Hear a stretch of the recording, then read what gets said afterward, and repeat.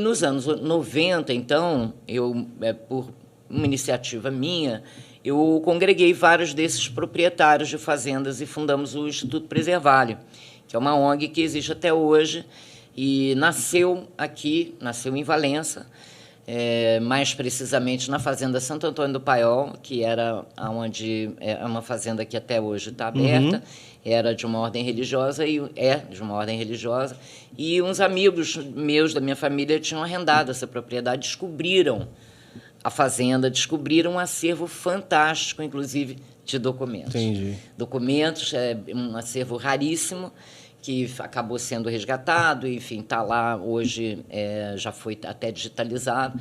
E esses meus amigos descobriram esse material, começaram a ler, porque eles estavam embrulhados no porão, embrulhado num papel pardo. E recuperaram a biblioteca e começaram a ler os documentos, descobriram a história da Fazenda Vista Alegre, que todo mundo achava que era do Barão de Vista Alegre, que é Barão de Vista Alegre, Fazenda Vista Alegre, né? Todo mundo achava que estava tudo certo, né? Nada certo, não era nada disso. A fazenda foi fundada por um outro personagem, que foi o Joaquim Gomes de Pimentel, que era Visconde, foi Visconde de Pimentel, um cara importantíssimo na história de Valença, que hoje em dia poucas pessoas falam no nome dele. Eu nunca ouvi falar. No país, está vendo? Tem rua não com o nome dele, mas saber quem ele foi.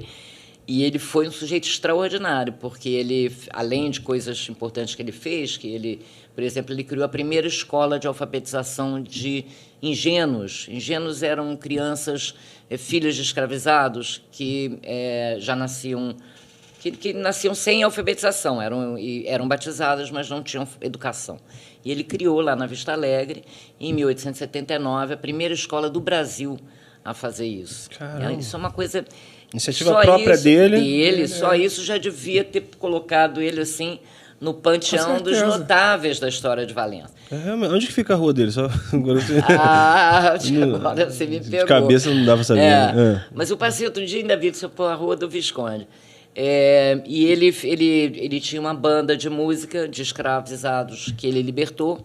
Trouxe um maestro de Minas, de Baipemidi, o maestro Raposo, que era o preferido da princesa Isabel e do Conde D. Ele era chamado de o Sabiá Mineiro, que ele cantava lindamente. E ele ficou 7 anos na Vista Alegre. Imagina, não era uma bandinha, assim, era uma orquestra. Teve uma visita célebre do Conde D na Vista Alegre, que ficou aqui 3 dias. Não foi assim, veio, tomou um café e foi embora. Passou 3 dias, visitou a região toda, a banda se apresentou. Enfim, trouxe um pianista. Em 1869, o Gottschalk, que era um grande pianista na época, um dos grandes pianistas, que veio para o Brasil, ficou no Rio de Janeiro, e depois até morreu no Rio de Janeiro, e fez aqui em Valença uns concertos no Teatro Glória. Assim, é como se fosse o Nelson Freire viesse assim, vou ficar uns dias lá na casa do Visconde, vou fazer um sonzinho ali em Valença. Uma coisa muito importante, que foi se apagando a memória da cidade. Sempre tem essa ligação, desculpa te cortar, sempre tem vamos falar de música em Valença, sempre tem esse lance de orquestra, muita gente, banda, etc. Você sabe qual que era o atrativo da região aqui para esse tipo de coisa? Não, aqui era uma região muito rica, né, gente? Vamos combinar que nessa época, a riqueza do Brasil estava toda aqui e Vassouras. Valença e Vassouras exportavam 75% do café do mundo. Então, aqui tinha do gente... mundo? Do mundo. Que isso, Em 1870, porque em 1870 começou a haver um declínio da produção, sim, né? Mas, por volta de meados do século XIX, Valença e Vassouras exportavam 75% do café do mundo. Nós ainda somos o maior exportador e um dos maiores consumidores de café. Mas, na época, não havia concorrência, né? Assim, mínima concorrência que tinha. Então, isso... E era um dinheiro... Tinha muita fazenda mesmo de café, né? Até e hoje era um dinheiro já de uma sociedade independente, não era um dinheiro de uma colônia, né? Era um dinheiro que ficava aqui. Ele era gerado aqui, ele ficava aqui. Então, isso gerou uma riqueza extraordinária, tanto aqui na província quanto no Rio de Janeiro.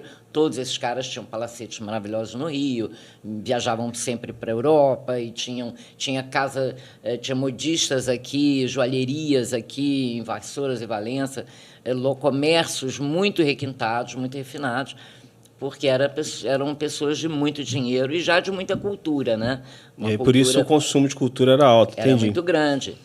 Então, enfim, e na Fazenda Santo Antônio do Paiol, só para a gente não perder aqui o fio da ninhada, eu tive um grande amigo que trabalhou na Fazenda há muitos anos, que ele dizia assim, achei o fio da ninhada. Era o fio da ninhada. Então, para voltar ao fio da ninhada, esses amigos descobriram esse acervo. E, além da história da Vista Alegre, isso despertou a atenção também de muitas pessoas para a grande preciosidade que essas fazendas representam, que, além do patrimônio histórico, do mobiliário, o patrimônio artístico, o paisagístico, elas são repositórios da história, da nossa memória. E que, se a gente não cuidasse, né, naquela época, caíam fazendas todo dia. Todo dia alguém derrubava uma fazenda para vender a telha e a madeira, por exemplo, que eram coisas valiosas, né? E isso era uma coisa que você via a história sendo destruída, se perdendo, e as pessoas nem se dando conta da importância daquilo que estava sendo perdido, né? Quer dizer, depois que ruiu, você vai fazer o quê? Vai procurar a fazenda, a foto, o documento, né, em outros lugares. Aquele lugar ali deixa de existir. E, por isso, fundamos, então, o Preservalho. Foi um esforço de tentar impedir ou estancar essa percepção de que aquilo não tinha valor. Aquilo era velho, aquilo não tinha valor. E, nesse processo, realmente começou a acordar uma percepção de uma identidade regional. O Preservalho foi fundado em 94, né?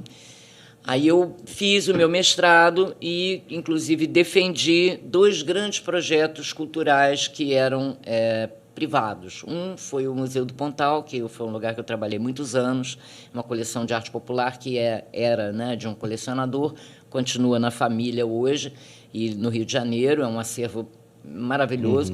E o acervo das fazendas, que também é um acervo privado, é uma coleção de patrimônios, né? Não pertence a uma pessoa, mas são patrimônios individuais, e que teriam então uma chance de sobrevivência como projetos culturais, não só como coisas individuais. Eu tenho aqui a minha coleção, eu vou abrir o armário para meu amigo ver. Eu tenho a minha fazenda, vou fazer um jantar aqui para minha amiga conhecer. Não, entender isso como patrimônios coletivos, coisas que devem ser disponibilizadas para a sociedade, de um jeito ou de outro, né? O Pontal hoje é um grande museu, a maior coleção de arte popular do mundo, brasileira, né? Do mundo, e num prédio maravilhoso lá na Barra. E as fazendas estão aí, esse belo parque patrimonial que hoje está aí aberto à população, turistas brasileiros, estrangeiros, enfim, vem gente do mundo inteiro. E a gente tentando aprimorar isso na qualidade do turismo, no receptivo, né? Tentando chamar mais pessoas para gente com experiência, gente para agregar a operação turística, gente para falar inglês, porque pouca gente fala, infelizmente a gente tem uma lacuna para a gente internacionalizar o produto, você precisa ter condição de expor, né? Você tem que ter a condição de ser entendido. Mas é verdade que foi um sonho que deu certo, né? Nós, de 94, hoje estamos em 2024, portanto, são 30 anos, né? Deu certo. Eu acho que é uma coisa que está aí para todos nós desfrutarmos e vencer, né? Com a região, a gente tem uma sensação de vitória, né? Foi uma coisa bem... Valorização. Uma conquista que muitas pessoas se agregaram. Foi um sonho que muita gente compartilhou.